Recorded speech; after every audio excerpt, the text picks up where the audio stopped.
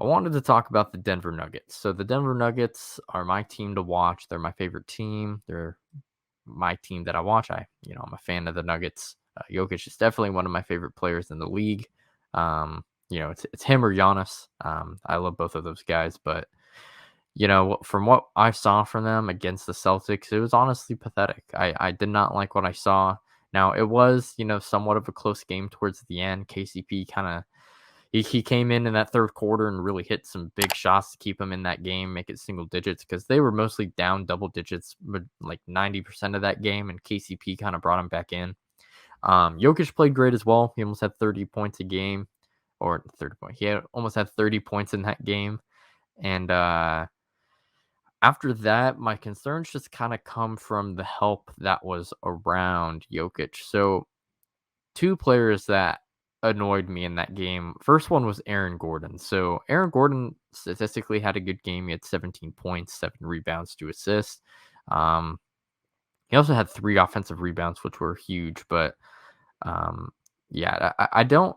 Aaron Gordon gets into a habit of wanting to self-create, and I can understand that because he does show really good signs of being able to self-create, especially when he has a mismatch. He is a very strong guy.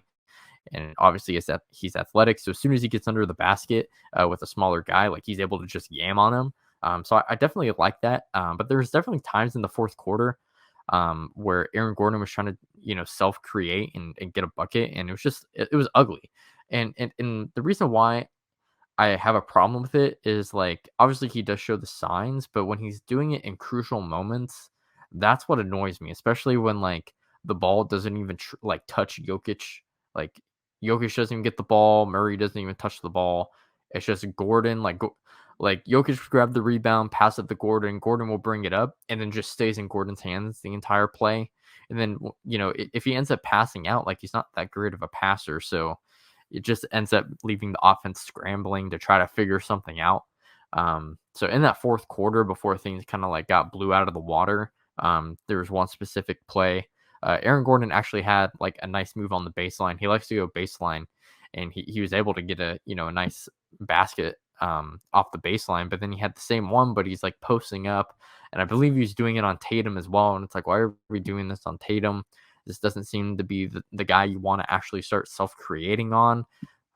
Maybe you should, pass the ball out. But no, he pretty much ran out the entire shot clock, and then the Nuggets scrambled to try to figure something out. And obviously they didn't. So that annoyed me. Also, DeAndre Jordan. DeAndre Jordan also annoyed me. He was only out there for 9 minutes, but he looked awful. There's one specific play, I'm sure everyone saw it on Twitter, where Payne Pritchard pretty much out-rebounded the entire Nuggets team. And to me, it was when Pritchard grabbed the ball and was able to actually score it off the offensive rebound. It's like DeAndre Jordan had the ball, but he didn't seem to be in any sort of rush to like actually secure the ball, because at that point the Celtics had like 3 offensive rebounds. So once DeAndre Jordan had the ball, there was like no urgency, which just makes no sense to me because you need to grab that ball. There was too many offensive rebounds happening, but he doesn't grab the ball. So Payne Pritchard just takes it, and there's like not even a contest at all. And Aaron Gordon was there too. It was 2 guys on one, and the one short guy who's like 6 foot got it over a 6'8", 6'9" guy and a 7-footer. To me, that just is unacceptable. So after that point, they were running Aaron Gordon at the center, and they definitely saw more success with that because they were able to run Bruce Brown and KCP at the same time to do that. Another player that honestly didn't have a good game as well was Michael Porter Jr. He was a negative 24 for box plus minus in that game. Shot 3 for 10 from the field, had 7 points, 1 for 6 from 3.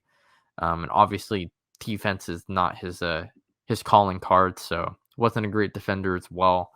And that's the one thing. I am happy that we have Bruce Brown and KCP, because if Michael Porter Jr. just isn't hitting, it's nice to have those 2 guys, but that does undersize our lineup. Bruce Brown, KCP, they're only, like 6'4", 6'5", respectively. So not that big of a lineup. And obviously you have Jokic and Gordon in the front court, but when you have to guard some bigger forwards, it'll definitely be a problem. Bruce Brown and KCP are great defenders though. But I would definitely like to see some more size. So definitely disappoints me that MPJ is not out there because he is 6'10". But he's just not a good defender. And when he's not hitting on the offensive end, when he's not hitting his shots, when he's not hitting 3-pointers, he's almost useless.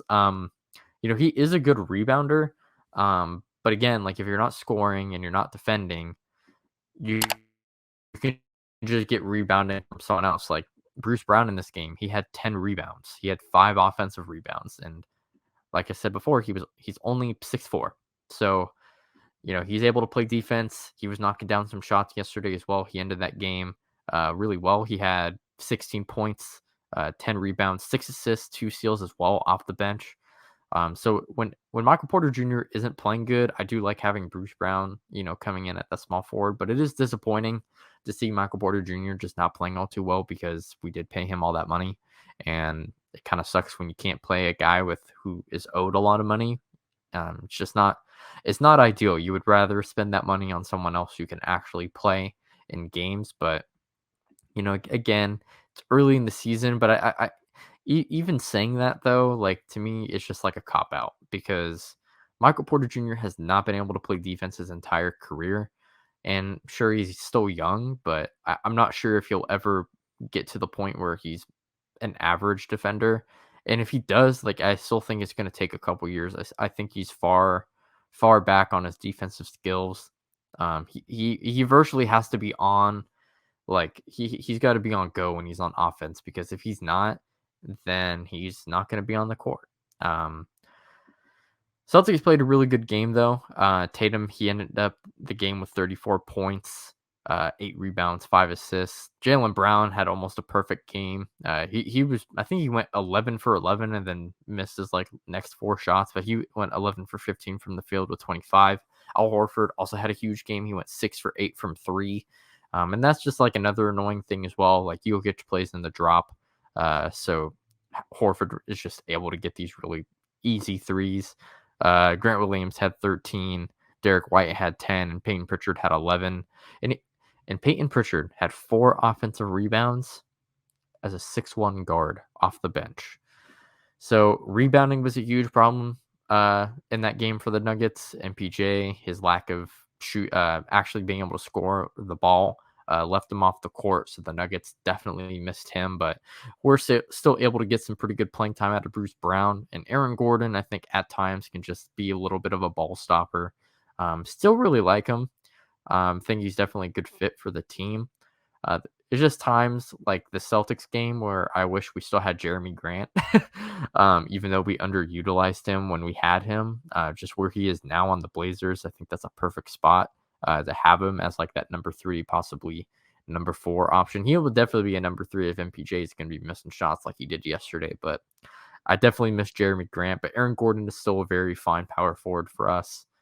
Bones Highland, it should also be said that Bones Highland did not play in this game. He was in health and safety protocols. He was a late scratch. So, we definitely missed some scoring there. But, even if he was on the court, I don't know if we would have won that game. There's just too many things that went wrong for us. Rebounding was the biggest one. But, there's just some irritating things with the players that I wish weren't the case. But kind of my main thought from this as well. The Nuggets, they just didn't seem they're 8-4. Celtics are 9-3, but and I personally think the Nuggets could get to the conference finals. Obviously as time goes on, they'll just get better, and Jamal Murray will be healthier. Same thing as MPJ as well. But you're facing a championship caliber team, and you didn't really compete. So that honestly scares me a little bit. I personally think the Nuggets will make the finals? No, I don't think that's going to happen. I don't think we're there yet. But it does scare me that we're not even able to compete against, someone like the Celtics. Because if I've said this many times, if the Celtics if the Nuggets play the Warriors, we don't have a shot. The Warriors just match up really well against the Nuggets.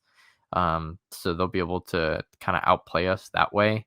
But if we play anyone else, I think we'd be okay. But if we're not even gonna compete against the Celtics, I'm scared if we play a healthy Clippers team, or even the Suns to a certain degree, right? Depending on how Chris Paul looks by the time we get to the postseason, that would be a pretty scary matchup as well. I don't know. Overall, a scary game. It kind of just taught me, nor not taught me. It just showed me that there's still stuff to work on for the Nuggets. But I still think the Nuggets are going to be a really good team by the end of the season. That was a clip from my podcast that you can watch by clicking here to see the whole episode. If you enjoyed, make sure you like and subscribe. See you on the next one. Peace out.